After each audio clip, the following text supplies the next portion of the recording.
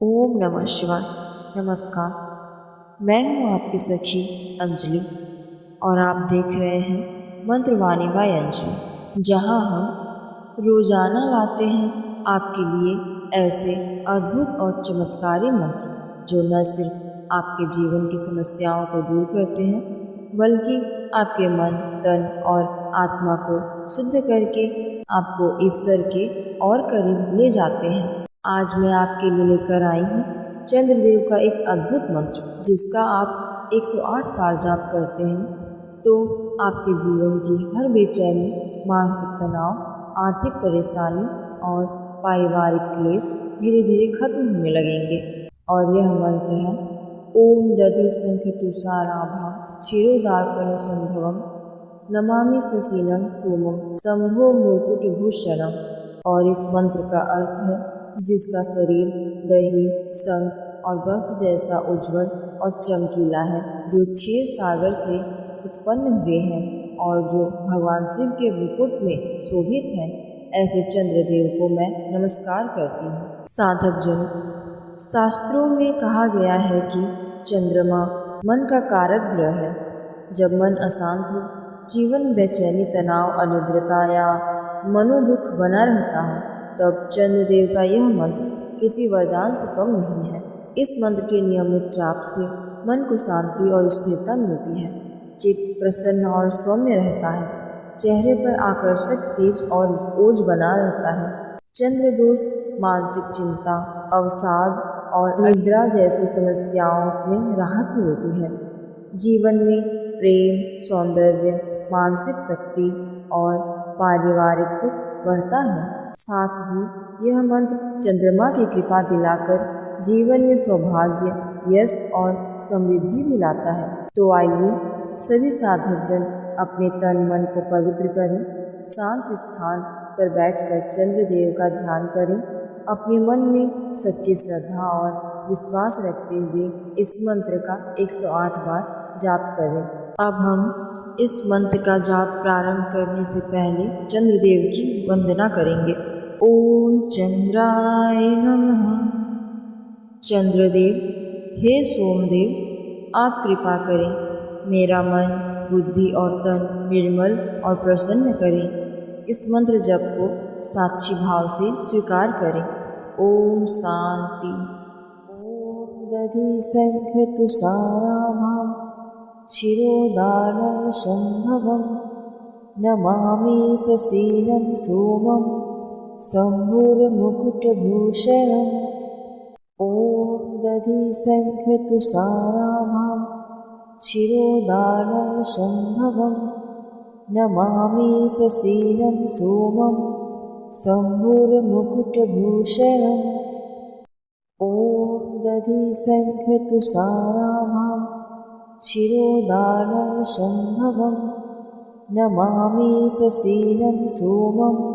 शंभुर्मुकुटभूषणम्। ओम दधि शंख तुषाराभां क्षीरोदार्पण संभवं नमामि ससीनं सोमं शंभुर्मुकुटभूषणम्। ओम दधि शंख तुषाराभां क्षीरोदार्पण संभवं नमामि ससीनं सोमं शंभुर्मुकुटभूषणम्। ओम दधि शंख तुषाराभां क्षीरोदार्पण संभवं नमामि ससीनं सोमं शंभुर्मुकुटभूषणम्। ओम दधि शंख तुषाराभां क्षीरोदार्पण संभवं नमामि ससीनं सोमं शंभुर्मुकुटभूषणम्। ओम दधि शंख तुषाराभां क्षीरोदार्पण संभवं नमामि ससीनं सोमं शंभुर्मुकुटभूषणम्। ओम दधि शंख तुषाराभां क्षीरोदार्पण संभवं नमामि ससीनं सोमं शंभुर्मुकुटभूषणम्। ओम दधिसङ्ख्यतुसाराभां क्षीरोदानं शम्भवं नमामि ससीलं सोमं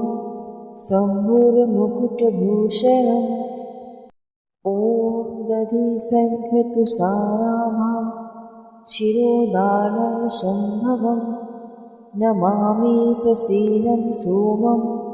शम्भुर्मुकुटभूषणम् ॐ दधिसङ्ख्यतुसाराभां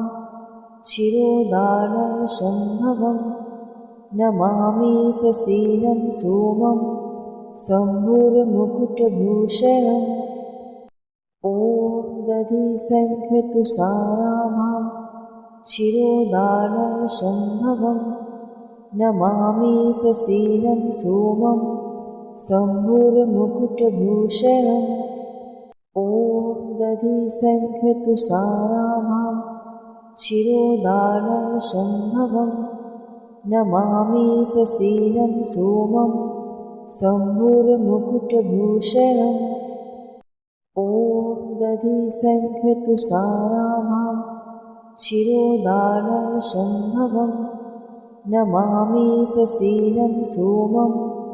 शम्भुर्मुकुटभूषणम् ॐ दधिसङ्ख्यतुसाराभां क्षीरोदानं शम्भवं नमामि ससीलं सोमं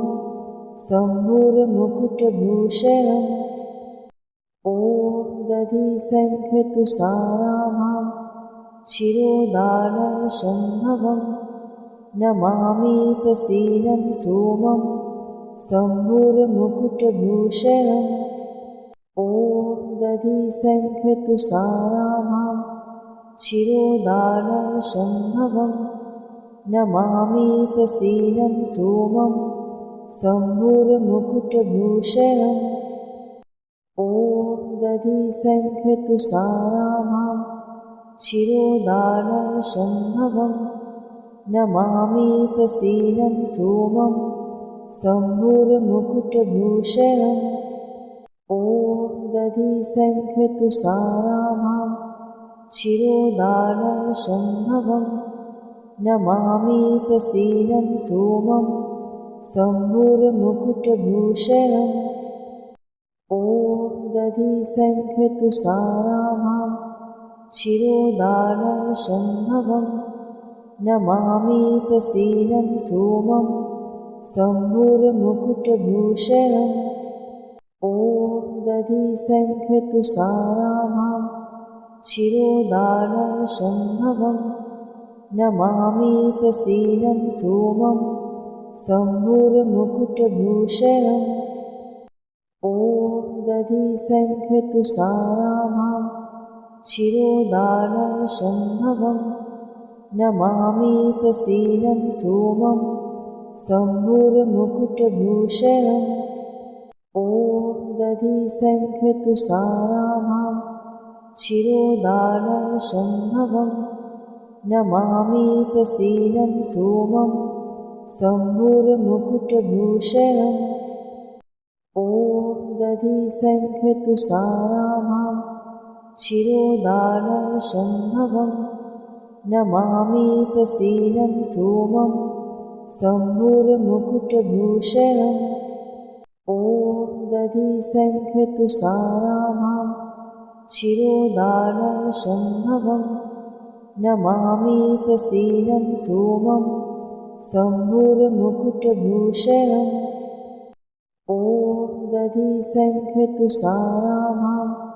क्षीरोदानं शम्भवं नमामि ससीलं सोमं शम्भुर्मुकुटभूषणम् ॐ दधिसङ्ख्यतुसाराभां क्षीरोदानं शम्भवं नमामि ससीलं सोमं शम्भुर्मुकुटभूषणम् ॐ दधिसङ्ख्यतुसाराभां क्षीरोदानं शम्भवं नमामि ससीलं सोमं शम्भुर्मुकुटभूषणम् ॐ दधिसङ्ख्यतुसाराभां क्षीरोदानं शम्भवं नमामि ससीलं सोमं सम्भुरमुकुटभूषणम् ॐ दधिसङ्ख्यतुषाराभां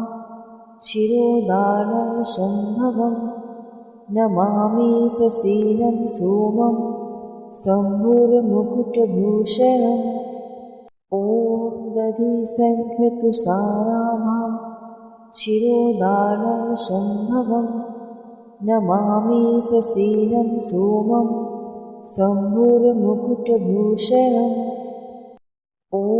दधिसङ्ख्यतुषाराभां शिरोदानं शम्भवम् नमामि ससीलं सोमं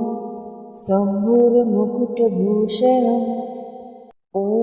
दधिसङ्ख्यतुषाराभां शिरोदानं शम्भवम् नमामि ससीलं सोमं सम्भुरमुकुटभूषणम् ॐ दधिसङ्ख्यतुषाराभां शिरोदानं शम्भवम् नमामि ससीलं सोमं सम्भुरमुकुटभूषणम् ॐ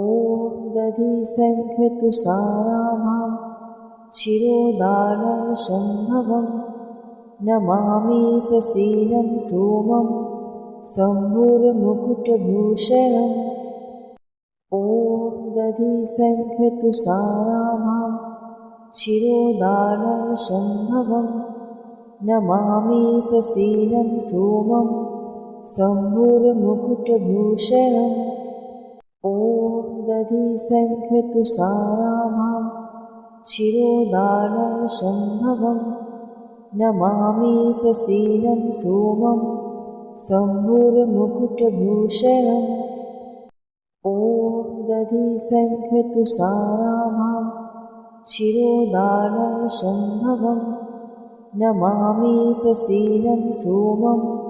सम्भुरमुकुटभूषणम् ॐ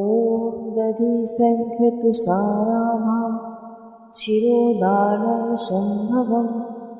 नमामि ससीलं सोमं सम्भुरमुकुटभूषणम् ॐ दधिसङ्ख्यतुषाराभां शिरोदानं शम्भवम् नमामि ससीलं सोमं सम्भुरमुकुटभूषणम् ॐ दधिसङ्ख्यतुषाराभां शिरोदानं शम्भवम् नमामि ससीलं सोमं सम्भुरमुकुटभूषणम् ॐ दधिसङ्ख्यतुषाराभां शिरोदानं शम्भवम् नमामि ससीलं सोमं सम्भुरमुकुटभूषणम् ॐ दधिसङ्ख्यतुषाराभां शिरोदानं शम्भवम् नमामि ससीलं सोमं सम्भुरमुकुटभूषणम् ॐ दधिसङ्ख्यतुषाराभां शिरोदानं शम्भवम् नमामि ससीलं सोमं सम्भुरमुकुटभूषणम् ॐ दधिसङ्ख्यतुषाराभां शिरोदानं शम्भवम् नमामि ससीलं सोमं सम्भुरमुकुटभूषणम् ॐ दधिसङ्ख्यतुषाराभां शिरोदानं शम्भवम् नमामि ससीलं सोमं सम्भुरमुकुटभूषणम् ॐ दधिसङ्ख्यतुषाराभां शिरोदानं शम्भवम् नमामि ससीलं सोमं सम्भुरमुकुटभूषणम् ॐ दधिसङ्ख्यतुषाराभां शिरोदानं शम्भवम् नमामि ससीलं सोमं सम्भुरमुकुटभूषणम् ॐ दधिसङ्ख्यतुषाराभां शिरोदानं शम्भवम् नमामि ससीलं सोमं सम्भुरमुकुटभूषणम् ॐ दधिसङ्ख्यतुषाराभां क्षीरोदानं सम्भवं नमामि सशीलं सोमं शम्भुर्मुकुटभूषणम् ॐ दधिसङ्ख्यतुषाराभां क्षीरोदानं सम्भवं नमामि सशीलं सोमं शम्भुर्मुकुटभूषणम् ॐ दधिसङ्ख्यतुषाराभां क्षीरोदानं सम्भवं नमामि सशीलं सोमं शम्भुर्मुकुटभूषणम् ॐ दधिसङ्ख्यतुषाराभां क्षीरोदानं सम्भवं नमामि सशीलं सोमं शम्भुर्मुकुटभूषणम् ॐ दधिसङ्ख्यतुषाराभां क्षीरोदानं सम्भवं नमामि सशीलं सोमं शम्भुर्मुकुटभूषणम् ॐ दधिसङ्ख्यतुषाराभां क्षीरोदानं सम्भवं नमामि सशीलं सोमं शम्भुर्मुकुटभूषणम् ॐ दधिसङ्ख्यतुषाराभां क्षीरोदानं सम्भवं नमामि सशीलं सोमं शम्भुर्मुकुटभूषणम् ॐ दधिसङ्ख्यतुषाराभां क्षीरोदानं सम्भवं नमामि सशीलं सोमं शम्भुर्मुकुटभूषणम् ॐ दधिसङ्ख्यतुषाराभां क्षीरोदानं सम्भवं नमामि सशीलं सोमं शम्भुर्मुकुटभूषणम् ॐ दधिसङ्ख्यतुषाराभां क्षीरोदानं सम्भवं नमामि सशीलं सोमं शम्भुर्मुकुटभूषणम् ॐ दधिसङ्ख्यतुषाराभां क्षीरोदानं सम्भवं नमामि सशीलं सोमं शम्भुर्मुकुटभूषणम् ॐ दधिसङ्ख्यतुषाराभां क्षीरोदानं सम्भवं नमामि सशीलं सोमं शम्भुर्मुकुटभूषणम् ॐ दधिसङ्ख्यतुषाराभां क्षीरोदानं सम्भवं नमामि सशीलं सोमं शम्भुर्मुकुटभूषणम् ॐ दधिसङ्ख्यतुषाराभां क्षीरोदानं सम्भवं नमामि सशीलं सोमं शम्भुर्मुकुटभूषणम् ॐ दधिसङ्ख्यतुषाराभां क्षीरोदानं सम्भवं नमामि सशीलं सोमं शम्भुर्मुकुटभूषणम् ॐ दधिसङ्ख्यतुषाराभां क्षीरोदानं सम्भवं नमामि सशीलं सोमं शम्भुर्मुकुटभूषणम् ॐ दधिसङ्ख्यतुषाराभां क्षीरोदानं सम्भवं नमामि सशीलं सोमं शम्भुर्मुकुटभूषणम् ॐ दधिसङ्ख्यतुषाराभां क्षीरोदानं सम्भवं नमामि सशीलं सोमं शम्भुर्मुकुटभूषणम् ॐ दधिसङ्ख्यतुषाराभां क्षीरोदानं सम्भवं नमामि सशीलं सोमं शम्भुर्मुकुटभूषणम् ॐ दधिसङ्ख्यतुषाराभां क्षीरोदानं सम्भवं नमामि सशीलं सोमं शम्भुर्मुकुटभूषणम् ॐ दधिसङ्ख्यतुषाराभां शिरोदानवसम्भवं नमामि ससीलं सोमं शम्भुर्मुकुटभूषणम् ॐ दधिशङ्खतुषाराभां शिरोदानवसम्भवं नमामि ससीलं सोमं शम्भुर्मुकुटभूषणम्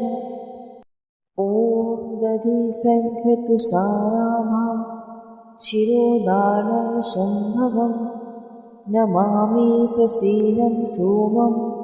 शम्भुर्मुकुटभूषणम् ॐ दधिशङ्खतुषाराभां शिरोदानवसम्भवं नमामि ससीलं सोमं शम्भुर्मुकुटभूषणम् ॐ दधिशङ्खतुषाराभां शिरोदानवसम्भवं नमामि ससीलं सोमं शम्भुर्मुकुटभूषणम् ॐ दधिशङ्खतुषाराभां शिरोदानवसम्भवं नमामि ससीलं सोमं शम्भुर्मुकुटभूषणम् ॐ दधिशङ्खतुषाराभां शिरोदानवसम्भवं नमामि ससीलं सोमं शम्भुर्मुकुटभूषणम् ॐ दधिशङ्खतुषाराभां शिरोदानवसम्भवं नमामि ससीलं सोमं शम्भुर्मुकुटभूषणम् ॐ दधिशङ्खतुषाराभां शिरोदानवसम्भवं नमामि ससीलं सोमं शम्भुर्मुकुटभूषणम् ॐ दधिशङ्खतुषाराभां शिरोदानवसम्भवं नमामि ससीलं सोमं शम्भुर्मुकुटभूषणम् ॐ दधिशङ्खतुषाराभां शिरोदानवसम्भवं नमामि ससीलं सोमं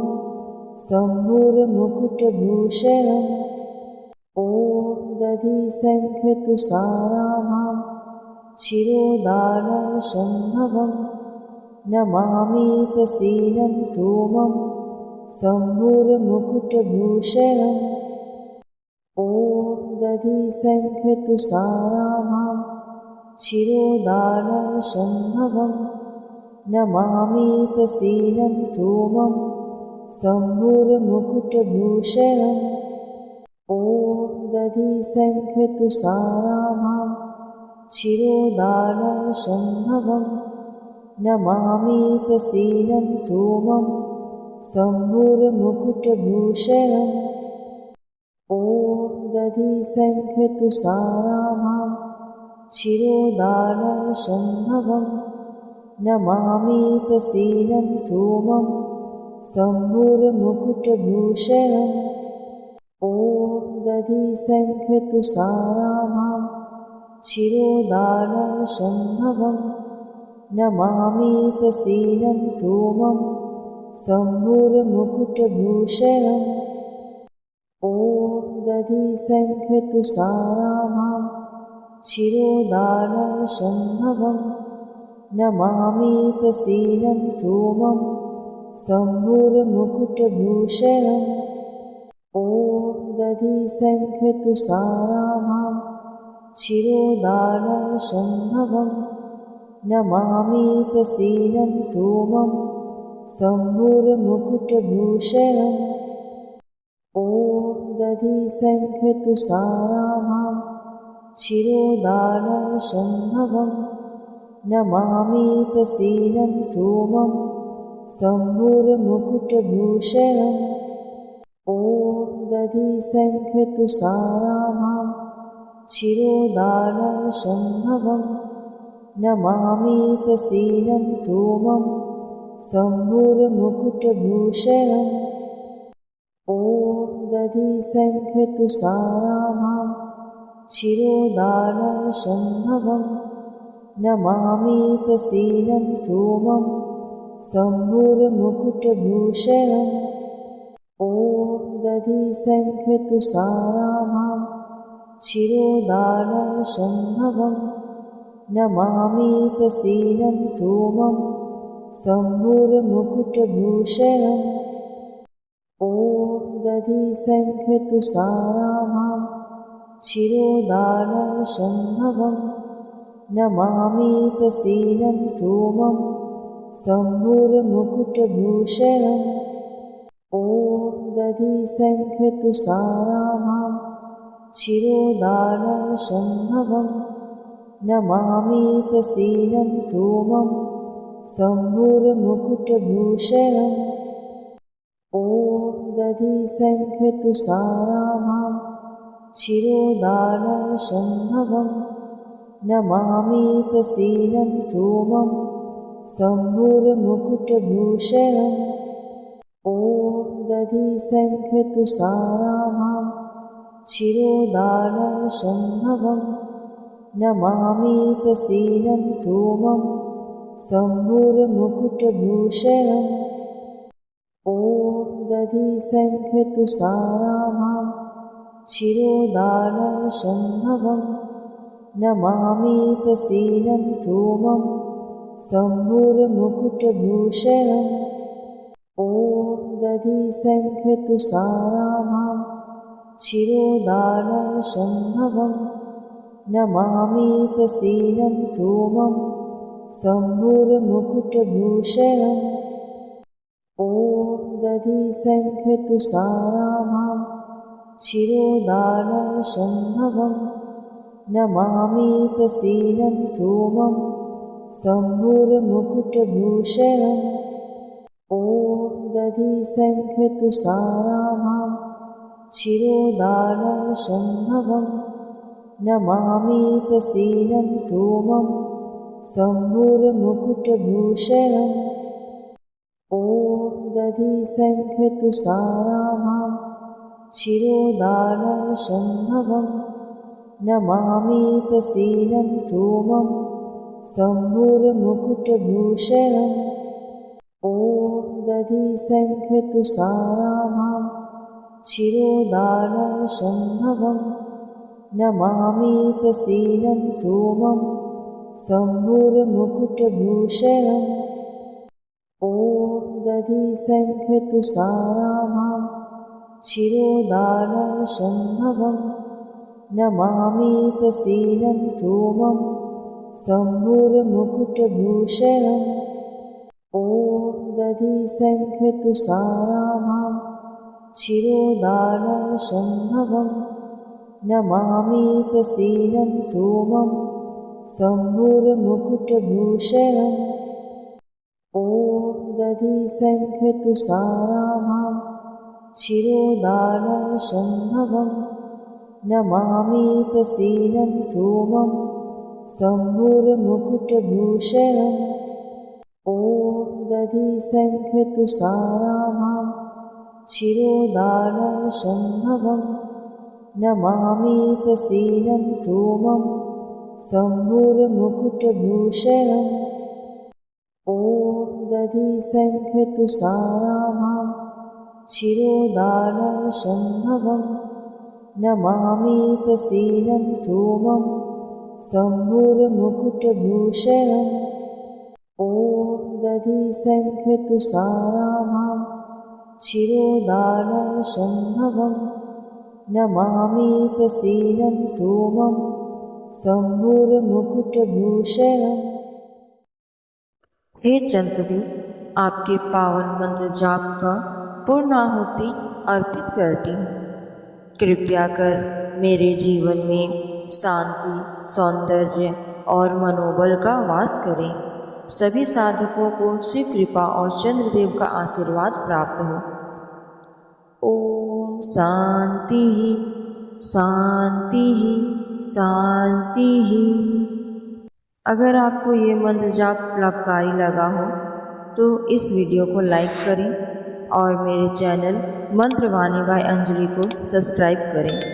और कमेंट में ओम चंद्राय नमः लिखकर अपनी भक्ति प्रकट करें।